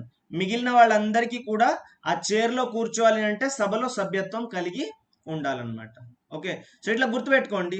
ఇప్పుడు మనకి నెక్స్ట్ జనరల్ ఎలక్షన్స్ కోసం వెళ్తుంది లోక్సభ. సో ఇప్పుడు అందరు సభ్యులు ఖాళీ చేస్తారు, అందరు సభ్యులు పొజిషన్స్ని ఖాళీ చేస్తారు. సో ప్రస్తుతం ఉన్నటువంటి speaker Om Birla and deputy speaker ఖాళీ ఉంది. Okay, so deputy speaker position ఖాళీ ఉంది. సో అది ఖాళీ ఉన్నా లేకున్నా అందరూ సభ్యులతో పాటు డిప్యూటీ స్పీకర్ కూడా రిజైన్ చేసేస్తాడు జనరల్ ఎలక్షన్స్ పోయినప్పుడు. కానీ స్పీకర్ మాత్రం ఈ ఎలక్షన్స్ సక్సెస్ఫుల్గా అయ్యి తర్వాత సభ్యులందరూ సభలోకి వచ్చేంత వరకు స్పీకర్గానే ఉంటాడనమాట. సభలోకి వచ్చేంత వరకు స్పీకర్గా ఉంటాడు. వీళ్ళు సభలోకి వచ్చిన వెంటనే ఇతను స్పీకర్గా రాజీనామా చేస్తే అప్పుడు ప్రోటెం స్పీకర్గా ప్రెసిడెంట్ ఆఫ్ ఇండియా ఒక సీనియర్ మోస్ట్ సభ్యుణ్ణి అపాయింట్ చేస్తాడు. ఇది మీరు అర్థం చేసుకోవడానికి ఎగ్జాంపుల్ అన్నమాట. ఎందుకు ప్రెసిడెంట్ ఇన్వాల్వ్మెంట్ ఉంది ఇక్కడ అంటే స్పీకర్ డిప్యూటీ స్పీకర్ రెండు ఖాళీ ఉంది కాబట్టి. సో మరి ఇట్లా కూడా అడగవచ్చు, మరి ఎందుకు సార్ ఓం బిర్లా ఆల్రెడీ ఉన్నాడు కదా, మరి ఓం బిర్లాని స్పీకర్గా కంటిన్యూ చేయొచ్చు కదా అంటే ఆయన పాత సభకి సంబంధించిన వ్యక్తి. ఇప్పుడు కొత్త సభకి సంబంధించిన సభ్యుడు ఎన్నికై రావాలి అని అంటే సభ్యులందరూ ఎలక్షన్స్లో పార్టిసిపేట్ చేయాలంటే ఫస్ట్ వాళ్ళందరూ సభ్యులు కావాలి అని అంటే అందరూ ప్రమాణ స్వీకారం తీసుకోవాలి. సో ప్రమాణ స్వీకారం తీసుకోవాలి అని అంటే ప్రెసిడెంట్ ప్రమాణ స్వీకారం చేపట్టాలి. కానీ ప్రెసిడెంట్ ప్రొటెం స్పీకర్ని అపాయింట్ చేసి ఆ ప్రొటెం స్పీకర్ అందరి యొక్క ప్రమాణ స్వీకారాలు చేసిన తర్వాత ప్రెసిడెంట్ స్పీకర్ ఎలక్షన్స్ ని ఫిక్స్ చేస్తే అప్పుడు అందరూ సభ్యులు అయిపోతారు, ఎందుకంటే ప్రమాణం తీసుకుంటారు. సో ఇప్పుడు స్పీకర్ని ఎన్నుకుంటే ప్రొటెం స్పీకర్ వెళ్ళి కూర్చుంటాడు. ఇప్పుడు స్పీకర్ చైర్లో కూర్చొని డిప్యూటీ స్పీకర్ ఎలక్షన్ కోసం డేట్ని ఫిక్స్ చేస్తాడు అనమాట. ఓకే, సో ఇది ప్రిసైడింగ్ అధికారుల నియామకానికి సంబంధించి. తర్వాత రాజ్యసభకి 12 మందిని నామినేట్ చేస్తారు. సాహిత్యం, విజ్ఞాన శాస్త్రం, కళ మరియు సామాజిక సేవ, ఈ 4 రీజన్స్ కూడా ఇంపార్టెంట్, గుర్తుపెట్టుకోవాలి. సో దేంట్లో నైపుణ్యం ఉన్న వాళ్ళని అనంటే సాహిత్యం, విజ్ఞాన శాస్త్రం, కళ మరియు సామాజిక సేవ, ఇలాంటి వ్యక్తుల్ని 12 నామినేట్ చేస్తారు. సో 104 రాజ్యాంగ సవరణ కంటే ముందు ఆంగ్లో ఇండియన్ని నామినేట్ చేసింది. ఎన్నిసార్లు వచ్చిందో ఈ ఆంగ్లో ఇండియన్ గురించి అబ్బా. తర్వాత సభ్యుల యొక్క అనర్హత. ఇప్పుడు ఏం చేస్తుంది ఎలక్షన్ కమిషన్ ఆఫ్ ఇండియా? చాలా కష్టపడి నామినేషన్లు చేసి, పోలింగ్ కండక్ట్ చేసి, ఎలక్ట్రానిక్ ఓటింగ్ మిషన్ వివిపిఏటి అన్ని చేసి, అదంతా చేసి ఎలక్షన్స్ నిర్వహించి ఒక లిస్ట్ని ప్రిపేర్ చేస్తుంది సక్సెస్ఫుల్గా ఎలక్ట్ అయిన క్యాండిడేట్స్. సో ఆ లిస్ట్ని తీసుకుపోయి ప్రెసిడెంట్ ఆఫ్ ఇండియా చేతిలో పెడుతుంది అనమాట. సో ఇప్పుడు వీళ్ళందరికీ ప్రమాణ స్వీకారాలు చేపట్టి వీళ్ళందరినీ సభలో కూర్చోబెట్టండి, ఆయన చట్టాలు తయారు చేస్తారు అని చెప్పేసి. ఓకే, సో ఇప్పుడు వీళ్ళ అనర్హతలు, ఈ ఎంపీలు అందరు ఉన్నారు కదా, సో ఎంపీల అనర్హతలకు సంబంధించి ఎవరు డిసైడ్ చేస్తారు అని అంటే రాష్ట్రపతి డిసైడ్ చేస్తారు, in consultation with the election commission of India. So election commission of ఇండియాని కలవాలన్నమాట వాళ్ళ అనర్హతను డిక్లేర్ చేసేటప్పుడు. సో ఎవరైనా సభలో మిస్బిహేవ్ చేసినా, సభలో కరెక్ట్గా పని చేయకపోయినా, లేదా వాళ్ళ మీద ఏమైనా అలిగేషన్స్ ఉన్నా, కరప్షన్ రిలేటెడ్ కావచ్చు, రేప్, మర్డర్, థెఫ్ట్ అలాంటివి ఏమైనా ఉంటే కూడా ప్రెసిడెంట్ డిసైడ్ చేయాలన్నమాట. Okay, as per article 1 or 2. So president అతన్ని అనర్హుడుగా డిక్లేర్ చేసే ముందు ఎలక్షన్ కమిషన్ని కలవాలి. ఎలక్షన్ కమిషన్ యొక్క అడ్వైస్ బైండింగ్ అని గుర్తుపెట్టుకోండి. ఎందుకు బైండింగ్ అడ్వైస్ అంటే అది కష్టపడి ఎలక్షన్స్ కండక్ట్ చేసి సభ్యుడిని తీసుకొస్తుంది, కాబట్టి దాని యొక్క అడ్వైస్ బైండింగ్ అని గుర్తుపెట్టుకోవాలి. తర్వాత కొన్ని బిల్లుల కోసం సిఫారసు ముందస్తుగా అవసరం. ఎలాంటి బిల్లులు? ఆర్థికపరమైన బిల్లులు కావచ్చు, రాష్ట్రాల సరిహద్దులకు సంబంధించిన బిల్లులు కావచ్చు. సో ఇలాంటి బిల్లులకి రాష్ట్రపతి యొక్క ముందస్తు అనుమతి అవసరం. మనం అనుకున్నాం మనీ బిల్ని సభలో ప్రవేశపెట్టాలి అని అంటే రాష్ట్రపతి యొక్క ముందస్తు అనుమతి అవసరం. తర్వాత రాష్ట్రాల పునర్వ్యవస్థీకరణ కోసం ఏదైనా బిల్లు ప్రవేశపెట్టాలి అని అంటే రాష్ట్రపతి యొక్క ముందస్తు అనుమతి అవసరం. తర్వాత బిల్లుల ఆమోదానికి సంబంధించి ఒక బిల్లు రాష్ట్రపతికి పంపించినప్పుడు రాష్ట్రపతి దాని మీద సైన్ చేయాలా, తిరిగి పంపించాలా, సో ఇది మొత్తం వీటో అధికారాలకు సంబంధించి అనమాట. మనం క్లియర్గా డిస్కస్ చేసినాము, therefore we're not going to discuss it again. So మళ్ళీ మనం దీన్ని డిస్కస్ చేయము. తర్వాత ఎట్లా రాష్ట్ర బిల్లులు ప్రెసిడెంట్కి పంపించినప్పుడు ఆయనకి ఎలాంటి అధికారాలు ఉంటాయి అది కూడా మనము డిస్కస్ చేసినాము, మనం దాని గురించి డీల్ చేయము. తర్వాత అత్యవసర పరిస్థితులను ప్రకటించడం. సో ఏదైనా సరే అత్యవసర పరిస్థితులను రాష్ట్రపతి ప్రకటిస్తాడనమాట. ఓకే, అత్యవసర పరిస్థితులను రాష్ట్రపతి ప్రకటిస్తాడు. సో రాష్ట్రపతి ప్రకటించినటువంటి అత్యవసర పరిస్థితులను లేదా అత్యవసర అధికారాలు అన్నీ కూడా పార్లమెంట్ యొక్క అనుమతిని పొందాల్సి ఉంటుంది. ఈ పాయింట్ని కూడా గుర్తు చేసుకోవాలి. తర్వాత పార్లమెంట్ సమావేశంలో లేనప్పుడు ఆర్డినెన్స్ తయారు చేస్తారు. సో ఆర్డినెన్స్ అనేవి ఒక రకమైనటువంటి ఎగ్జిక్యూటివ్ లెజిస్లేషన్స్, అంటే కార్యనిర్వాహక చట్టాలు అని అంటాం. ఓకే, సో దీన్ని కూడా మనము ప్రీవియస్ క్లాసెస్లో డిస్కస్ చేసినాం. తర్వాత పర్యవేక్షణ అధికారాలు. సో ఇతను వివిధ రకాల కమిషన్ల నుంచి నివేదికలను పార్లమెంట్ ముందు ఉంచుతాడు అనమాట. ఓకే, సో వివిధ రకాల నివేదికలు, suppose national commission for SC ST, so వీళ్ళు నివేదికలు రాష్ట్రపతికి సమర్పిస్తే రాష్ట్రపతి తీసుకుపోయి వాటిని పార్లమెంట్ ముందు ఉంచుతాడు. సో ఇతను కార్యనిర్వాహక అధిపతి, కానీ శాసన శాఖతోటి ఈయనకు సంబంధాలు ఉన్నాయి కాబట్టి సో దీన్ని మనము శాసన అధికారాలు అని సబ్ హెడ్డింగ్లో చదువుకుంటున్నాం. గవర్నర్ది చూడండి, సేమ్ ఇంకా శాసనసభలను పిలిపించడము, రద్దు చేయటము, లోక్సభ అక్కడ రద్దు అయినట్టుగా ఇక్కడ లెజిస్లేటివ్ అసెంబ్లీ రద్దు అవుతుంది. తర్వాత శాసనసభల్లో ప్రసంగించడం, సేమ్ పాయింట్స్. తర్వాత సందేశాలు పంపించడం, సేమ్ పాయింట్స్. ప్రిసైడింగ్ అధికారులను నియమించడం, సేమ్ పాయింట్స్. తర్వాత శాసన మండలికి నామినేషన్, సేమ్. ఏ విధంగా అయితే రాష్ట్రపతి ప్రధానమంత్రి దృష్టికి ఒక ఇండివిజువల్ మినిస్టర్ మ్యాటర్ని తీసుకెళ్తాడో ఇక్కడ గవర్నర్ కూడా ముఖ్యమంత్రి దగ్గరికి ఒక ఇండివిజువల్ మినిస్టర్ యొక్క మ్యాటర్ని తీసుకుపోవడం. తర్వాత ఆంగ్లో ఇండియన్ కమ్యూనిటీకి సంబంధించి, సో ఇది కూడా సేమ్ 104వ రాజ్యాంగ సవరణ. లోక్సభకి 2 అయితే లెజిస్లేటివ్ అసెంబ్లీకి 1. తర్వాత సభ్యుల అనర్హత, ఎమ్మెల్యేలు లేదా ఎమ్మెల్సీలు వీళ్ళ యొక్క అనర్హత డిక్లేర్ చేయాలి అని అంటే governor election commission of India తోటి కలిసి చేస్తారన్నమాట. తర్వాత రాష్ట్రానికి సంబంధించిన బిల్లులను ఆమోదించడం, విత్హోల్డ్ చేయడం, రిజర్వ్ చేయడం, ఇదొకటి ఎక్స్ట్రా అధికారం. సో రాష్ట్రపతి ఎవరికి రిజర్వ్ చేయడు, కానీ గవర్నర్ రాష్ట్రపతికి రిజర్వ్ చేయవచ్చు, ఇదొకటి ఎక్స్ట్రా పాయింట్. ఆర్డినెన్స్లు ప్రకటించడం సేమ్, నివేదికలు సమర్పించడం కూడా సేమ్ పాయింట్స్ అన్నమాట. తర్వాత ఆర్థిక అధికారాలు. ఓకే, క్లియర్ ఉందా? ఏమైనా కన్ఫ్యూజ్ అవుతున్నారా? ఒకసారి రెస్పాండ్ అవ్వండి.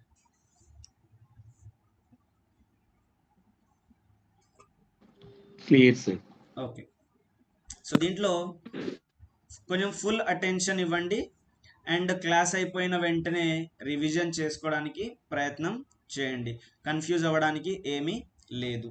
ఓకే, తర్వాత ఆర్థిక అధికారాలు. మనీ బిల్లు కోసం ముందస్తు సిఫారసు అవసరం. ఓకే, తర్వాత వార్షిక ఆర్థిక ప్రకటన. దీన్ని మనం బడ్జెట్ అని అంటాం. దీన్ని మనము బడ్జెట్ అని అంటాం. సో బడ్జెట్లో ఏముంటాయనంటే డిమాండ్స్ ఫర్ గ్రాంట్స్ ఉంటవి. బడ్జెట్లో డిమాండ్స్ ఫర్ గ్రాంట్స్ అంటే ఇప్పుడు ఎగ్జిక్యూటివ్ వాళ్ళు పనిచేయడానికి లెజిస్లేచర్ నుంచి డబ్బులు తీసుకోవాలి. డబ్బులు ఏ రూపంలో అంటే వీళ్ళు డిమాండ్స్ రూపంలో ఒక పత్రంగా తయారు చేస్తారు. సో మేము అందరూ మినిస్టర్స్ కలిసి మినిస్ట్రీ ఆఫ్ హోమ్ అఫైర్స్ వాళ్ళు వాళ్ళ మినిస్ట్రీకి సంబంధించి మా జీతాలు ఇవి, పెన్షన్లు ఇవి, మేము తీసుకొచ్చే ప్రోగ్రామ్స్ ఇవి, మా స్కీమ్స్ ఇవి, సో మాకు ఇంత డబ్బులు కావాలి. తర్వాత అదర్ మినిస్టర్, ఆయన కూడా సేమ్, అన్ని మినిస్టర్లది కలిసి ఒక దగ్గర కలుతారు. దాన్ని డిమాండ్ ఫర్ గ్రాంట్ అంటాం. సో ఇట్లా డిమాండ్ ఫర్ గ్రాంట్ లెజిస్లేచర్ నుంచి అంటే లోక్సభలో కన్సాలిడేటెడ్ ఫండ్ ఆఫ్ ఇండియా అని ఉంటుంది. ఆ కన్సాలిడేటెడ్ ఫండ్ ఆఫ్ ఇండియా నుంచి మనీ విత్డ్రా చేయాలి. మనీ విత్డ్రా చేయాలంటే ఎగ్జిక్యూటివ్ వాళ్ళు లెజిస్లేచర్ యొక్క పర్మిషన్ తీసుకోవాలి. సో అట్లా డిమాండ్ ఫర్ గ్రాంట్ రూపంలో ఎగ్జిక్యూటివ్ వాళ్ళు లెజిస్లేచర్ ముందు ఉంచేటప్పుడు రాష్ట్రపతి యొక్క అనుమతి అనేది అవసరం. ఎందుకనంటే ఆయన ప్రభుత్వం కాబట్టి, ఆయన కోసం పని చేస్తున్నారు వీళ్ళందరూ కాబట్టి. ఓకే, తర్వాత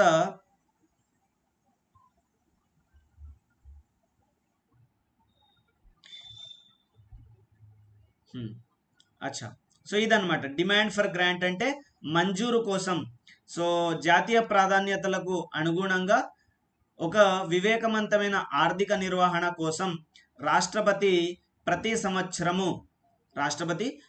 సంవత్సరము యాన్యువల్ ఫినాన్షియల్ స్టేట్మెంట్ బడ్జెట్ని సభ ముందల ఉంచాలన్నమాట. బడ్జెట్ని సభ ముందల ఉంచాలి అని చర్చిస్తారు.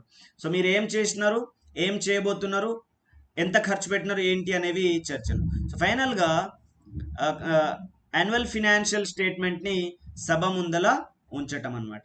ఓకే, సభ ముందల ఉంచటం ఒకటి. సో ఇది సభ ముందల ఉంచటం, ఈ పాయింట్. యాన్యువల్ ఫినాన్షియల్ స్టేట్మెంట్ని సభ ముందల ఉంచటం.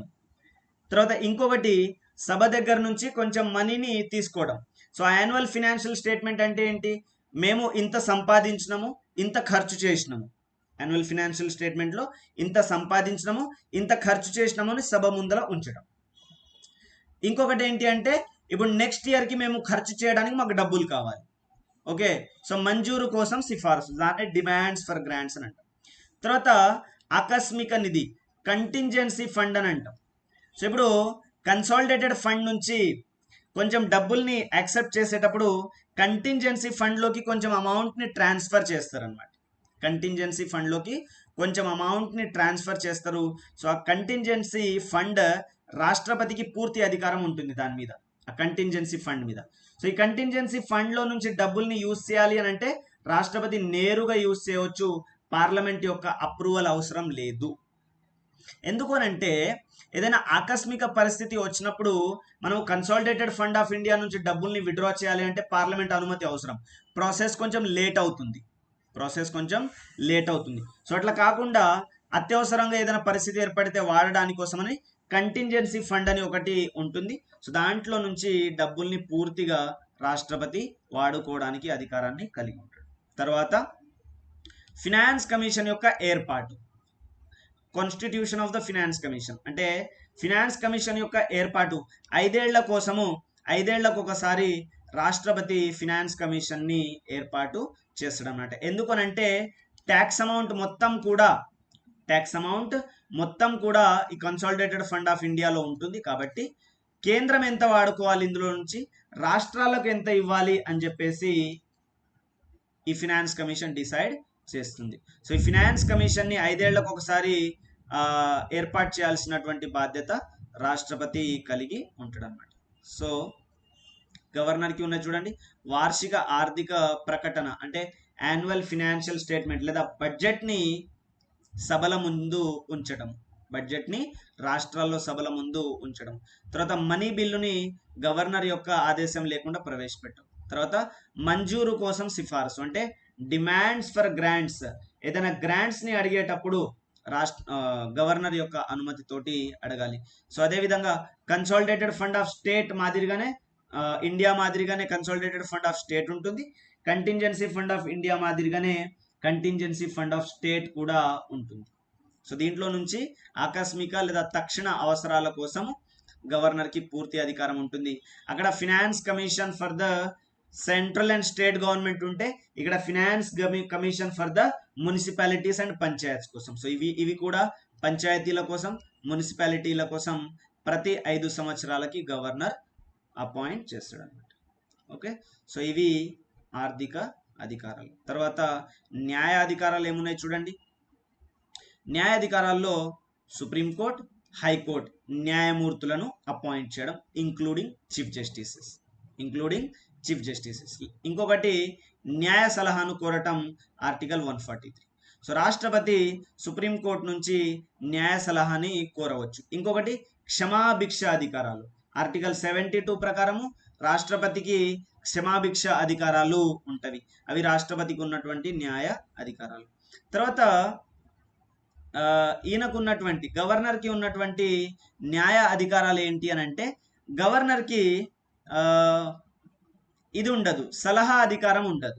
ఇప్పుడు ఏ విధంగా అయితే ప్రెసిడెంట్ ఆఫ్ ఇండియా వెళ్ళి సుప్రీంకోర్టు దగ్గర నుంచి సలహా తీసుకుంటున్నాడో, governor of the state high court నుంచి సలహా తీసుకోవడము ఇలాంటిది ఏది కూడా ఈయనకి ఉండదన్నమాట. ఈ పాయింట్ మినహాయింపు.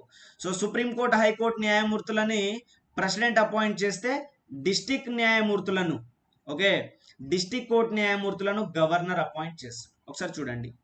సో రాష్ట్ర అధికార పరిధిలోకి వచ్చే నేరాలకు పాల్పడినటువంటి వ్యక్తులకు క్షమాపణలు చేయటం. ఓకే, సో ఈయనకు కూడా క్షమాపణ అధికారాలు ఉంటాయి. సో ప్రెసిడెంట్కి క్షమాపణ అధికారాలు ఉంటాయి, గవర్నర్కి కూడా క్షమాపణ అధికారాలు ఉంటాయి. తర్వాత నియామక పాత్రలు. సో నియామక పాత్రలో రాష్ట్ర హైకోర్టుని సంప్రదించి ఆ జిల్లా న్యాయమూర్తులను అపాయింట్ చేయటము, జిల్లా కోర్టు న్యాయమూర్తులను అపాయింట్ చేయటము జరుగుతుందన్నమాట. ఓకే, సో ఇంకొకటి న్యాయ సేవలకు సంబంధించి, అంటే జ్యుడిషియల్ సర్వీసెస్కి సంబంధించి క్లియర్గా అబ్జర్వ్ చేయండి.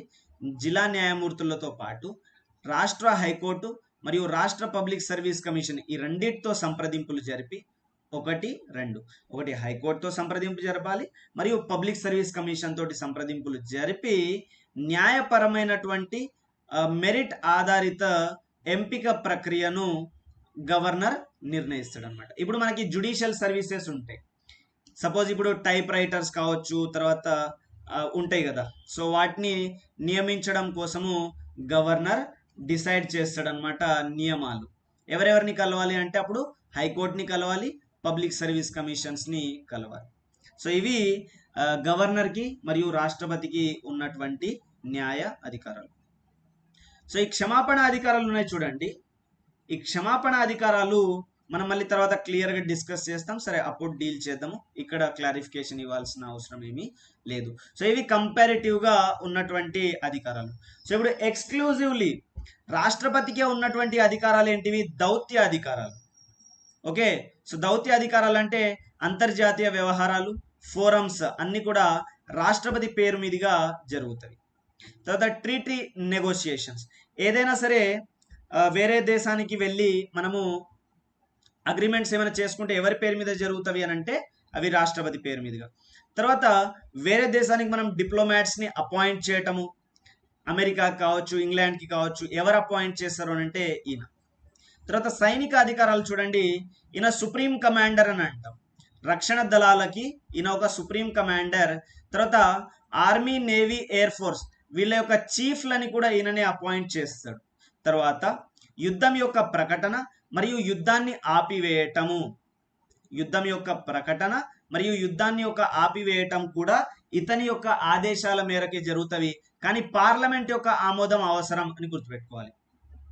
యుద్ధం యొక్క ప్రకటన మరియు యుద్ధాన్ని ఆపివేయటము ఈయననే చేస్తాడు, కానీ పార్లమెంట్ యొక్క అనుమతి, పార్లమెంట్ యొక్క ఆమోదం అవసరం అని చెప్పేసి గుర్తుపెట్టుకోవాలి. అదే మాదిరిగా అత్యవసర అధికారాలు ఆర్టికల్ 352, ఆర్టికల్ 356, ఆర్టికల్ 360. ఇవన్నీ కూడా రాష్ట్రపతికి ఎక్స్క్లూజివ్గా ఉన్నటువంటి అధికారం.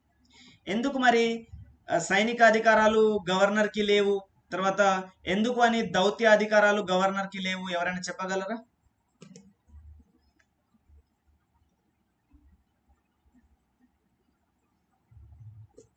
ఎనీబడి? గవర్నర్ గారు మనకు రాష్ట్రం మాత్రమే కదా సార్. ఓకే, రాష్ట్రపతి దేశం మొత్తానికి సంబంధించిన వ్యక్తి కదా సార్.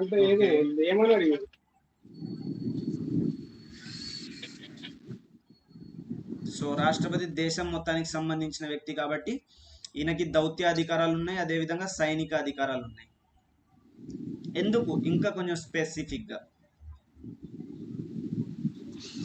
అవి నేషనల్ ఇష్యూస్ కాబట్టి. సారీ, నేషనల్ ఇష్యూస్ స్టేట్ కి నేషనల్ ఇష్యూస్ మళ్ళీ ఒకసారి. సైనిక అధికారాలు కానీ జాతీయ సంబంధమైనటువంటి విషయం కాబట్టి రాష్ట్ర వెరీ నియర్. సో జాతీయ సంబంధించినటువంటి అంశాలు, నేషనల్ రిలేటెడ్. ఇంకా కొంచెం స్పెసిఫిక్గా.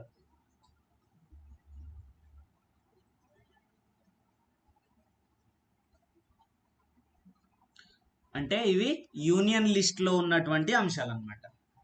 ఓకే, యూనియన్ లిస్ట్లో ఉన్నటువంటి అంశాలు అంటే ఫారెన్ అఫైర్స్, విదేశీ వ్యవహారాలు, తర్వాత డిఫెన్స్, ఇవి యూనియన్ లిస్ట్లో ఉన్న వ్యవహారాలు కాబట్టి కేవలం యూనియన్ వాళ్ళకే సంబంధం ఉంటుందన్నమాట.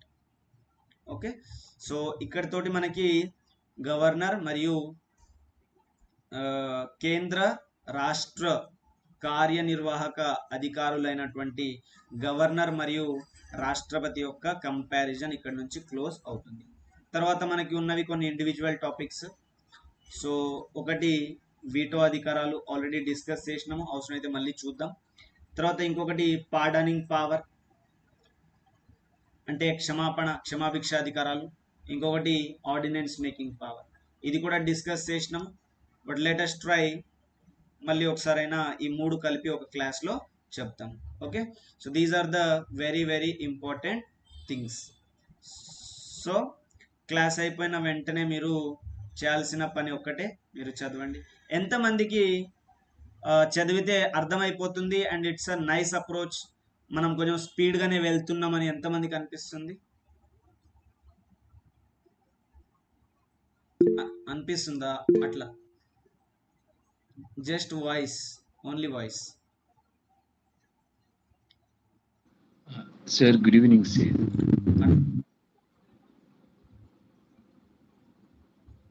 Yes please. సార్ నేను రీసెంట్గా జాయిన్ అయినాను సార్ క్లాసెస్కి. ఓకే, నాకైతే కొద్దిగా చాలా స్పీడ్గా అనిపిస్తుంది సార్. స్పీడ్గా అనిపిస్తుంది. సో ఎందుకంటే ప్రీవియస్ క్లాసెస్లో చాలా డిస్కస్ చేసినాం కాబట్టి అవి నేను అవాయిడ్ చేస్తున్నా. మరి సరే, I will try to incorporate those concepts also. Okay, మీరు క్లాస్ విన్న వెంటనే ఒకసారి రిఫర్ చేయండి, మీ బుక్ని చదవండి. సో చదివితే మీకు అర్థమవుతుంది. ఇంకా మీకు ఏమైనా అర్థం కాకపోతే మనకి మళ్ళీ నెక్స్ట్ క్లాస్లో చెప్తే మనం డిస్కస్ చేద్దాం. యాక్చువల్లీ ఇవన్నీ కూడా ఒక్కొక్క టాపిక్, సపోజ్ ఇప్పుడు ఉంది రాష్ట్రపతి ప్రమాణం అండ్ ధృవీకరణ చేయడం, ఇదొక 10 minutes, తర్వాత ఇదొక 10 minutes. ఇంత టైం టేకింగ్ కాన్సెప్ట్స్ ఇవి. బట్ జస్ట్ మనకి ఎగ్జామ్ ఓరియంటేషన్లో మీకు ఎంత అవసరమో అవే గ్యాప్స్ని ప్లగ్ చేయడానికి ట్రై చేస్తున్నా. సో కాబట్టి ట్రై టు క్యాచ్. అండ్ ఇవి మనకి మళ్ళీ రిపీట్ అవుతాయి అనమాట. సపోజ్ మనము ఎలక్షన్ కమిషన్ ఆఫ్ ఇండియా గురించి చదువుతాము, యూపీఎస్సీ గురించి చదువుతాము. అట్లాంటప్పుడు ప్రెసిడెంట్ అపాయింట్ చేస్తాడు, రిమూవల్ ఏంటి, all these things will again repeat. So ఇవన్నీ కూడా మళ్ళీ రిపీట్ అవుతాయి. ఓకే, సో కొంచెం స్లో చేయడానికి ట్రై చేస్తా. ఓకే, సో బట్ క్లాస్ని మిస్ చేస్తే మాత్రం గాయబ్, ఇదొకటి మాత్రం మీరు దృష్టిలో ఉంచుకోండి. ఓకే, సో రేపు మీరు ఎలక్షన్ కమిషన్ ఆఫ్ ఇండియా గురించి అందరూ కూడా చదువుకోండి. సో రేపటికి ఇది అసైన్మెంట్. ఎవరైనా ఇంపార్టెంట్ పాయింట్స్ నోట్ చేయగలిగితే అది నోట్ చేసి గ్రూప్లో పోస్ట్ చేయండి, లేదా నోట్ చేసి నాకు పోస్ట్ చేయండి. ఓకే, సో మనకి గ్రూప్స్ ఉన్నాయి, మంచిగా డిస్కస్ చేయండి ఏదైనా ఇంపార్టెంట్ థింగ్స్ ఉంటే. సో నేను అలో చేసిన అందరు మెంబర్స్ని ఏమైనా ఇంపార్టెంట్ థింగ్స్ ఉంటే కూడా డిస్కస్ చేయండి. Okay, so that's all for class. ఏమైనా డౌట్ ఉంటే అడగండి. We will close the session for now.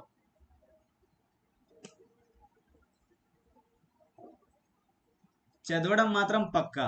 Class అయిపోయిన వెంటనే మీరు చదవలేదో ఇంకా ఖతం, మీకు ఇది గుర్తు ఉండదు. తర్వాత మీరు కాన్సెప్ట్ కనెక్ట్ చేసుకుందామన్నా కూడా రాదన్నమాట. ఓకే,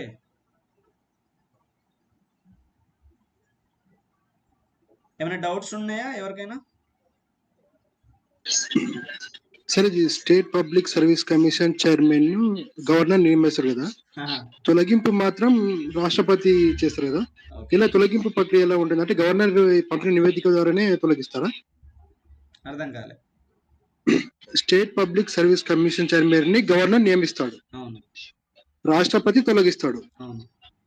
ఎలా తొలగిస్తాడు? అంటే రాష్ట్రపతి పంపిన నివేదిక ద్వారా ఇలా ప్రక్రియ, తొలగింపు ప్రక్రియ ఎలా ఉంటుంది? సో ఇది ప్రాసెస్ ఎలా ఉంటుంది అని అంటే, ఎందుకు ఈ డిఫరెన్స్ ఇక్కడ అంటే, మనకి part 14 of the Indian constitution public service commission అని చెప్తుంది అనమాట. అంటే సపరేట్గా చెప్పదు. యూపీఎస్సి కోసం ఒక చాప్టర్, స్టేట్ పబ్లిక్ సర్వీస్ కోసం ఒక చాప్టర్ సపరేట్గా లేదు. సో ఒకటే పార్ట్లో యూపీఎస్సి మరియు స్టేట్ పబ్లిక్ సర్వీస్ కమిషన్ రెండిటికి సంబంధించి డీటెయిల్స్ దాంట్లోనే ఉంటాయి. ఓకే, అయితే ఈ రిమూవల్ మెథడ్ ఎట్లా ఉంటుంది అని అంటే, the removal method to be done as is done to the supreme court judge. Supreme court న్యాయమూర్తులని తొలగించే విధానమే వీళ్ళ తొలగింపు కూడా ఫాలో అవుతుంది. ఓకే, సుప్రీం కోర్ట్ న్యాయమూర్తులను తొలగించే విధానమే వీళ్ళ అంటే ఎవరు? యూపీఎస్సి మరియు state public service. So supreme court న్యాయమూర్తులను ఎవరు తొలగిస్తారు అని అంటే, పార్లమెంట్ రెజల్యూషన్ పాస్ చేసిన తర్వాత ప్రెసిడెంట్ తొలగిస్తాడు. కాబట్టి యూపీఎస్సి మరియు స్టేట్ పబ్లిక్ సర్వీస్ కమిషన్ యొక్క చైర్మన్ మెంబర్స్ని తొలగించడానికి ప్రెసిడెంట్ ఆఫ్ ఇండియా అధికారం కలిగి ఉన్నారన్నమాట. అది process. Okay,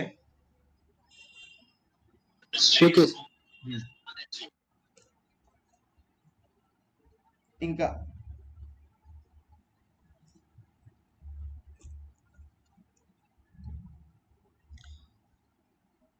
okay, good evening sir. Good evening sir, మీరు జాతీయ అత్యవసర పరిస్థితి గురించి చెప్పారు కదా.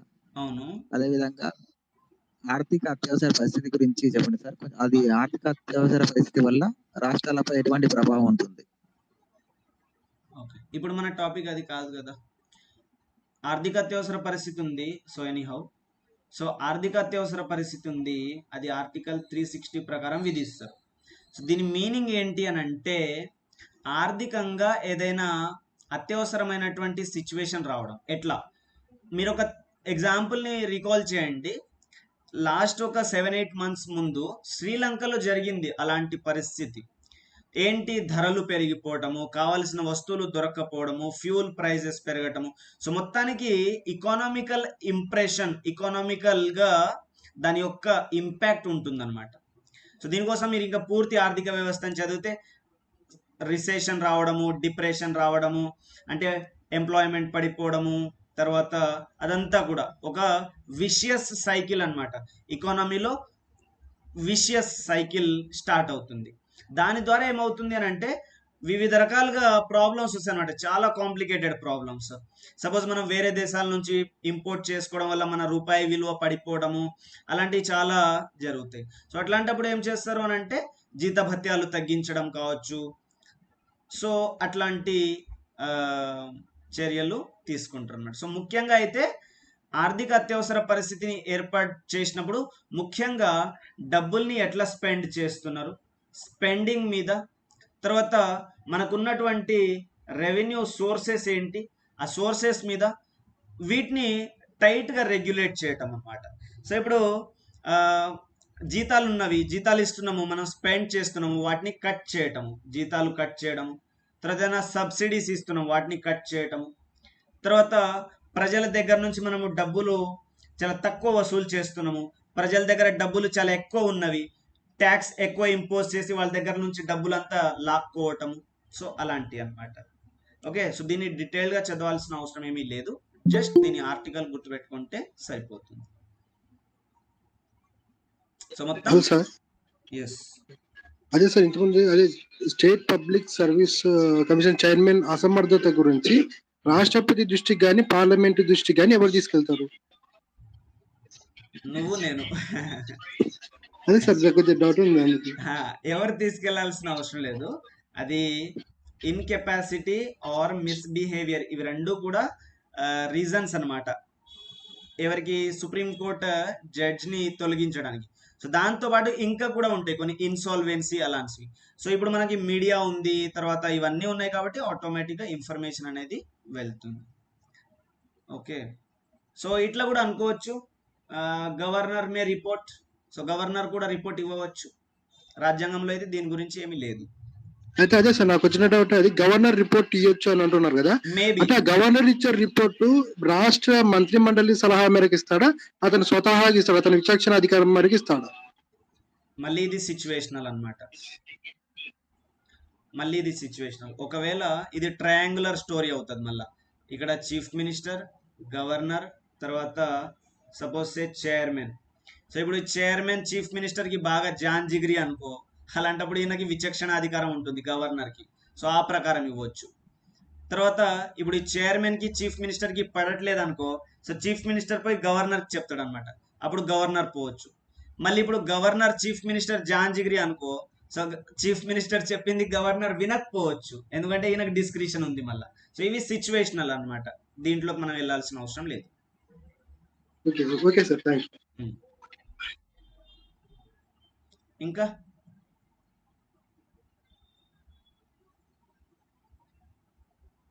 Okay, so thanks for tuning. మనము మళ్ళీ రేపు క్లాస్లో కలుద్దాం విత్ కంటిన్యూయేషన్. సో దీంతో మనము president of India and governor ఈ రెండు టాపిక్స్ అయిపోతాయి. నెక్స్ట్ మనము chief minister of the state and prime minister of the union government, ఈ ఇద్దరిని మనం తీసుకొని దీని గురించి డిస్కస్ చేస్తాం. తర్వాత council of ministers of the union and council of ministers of the state, దాని తర్వాత attorney general of India and advocate general for the state గురించి మనం డిస్కస్ చేస్తాం. So the very big topic is parliament. So parliament గురించి discuss చేయడం అది around 15 classes అయినా తీసుకుంటుంది. సో 15, సో అదే అయిపోతే ఆల్మోస్ట్ 50% ఆఫ్ ద సిలబస్ అయిపోయినట్టే. Okay, so slowly and gradually మనము వెళ్దాం, చదువుకుందాం. సో మీరు మాత్రము రేపు ఎలక్షన్ కమిషన్ ఆఫ్ ఇండియా టాపిక్ని కంప్లీట్ చేసుకోవాలి. సో నోట్ మేకింగ్ చేయండి, ఇంకొక నోట్స్ తయారు చేయవద్దు. Just note some important points and we'll be seeing you in the tomorrow's class.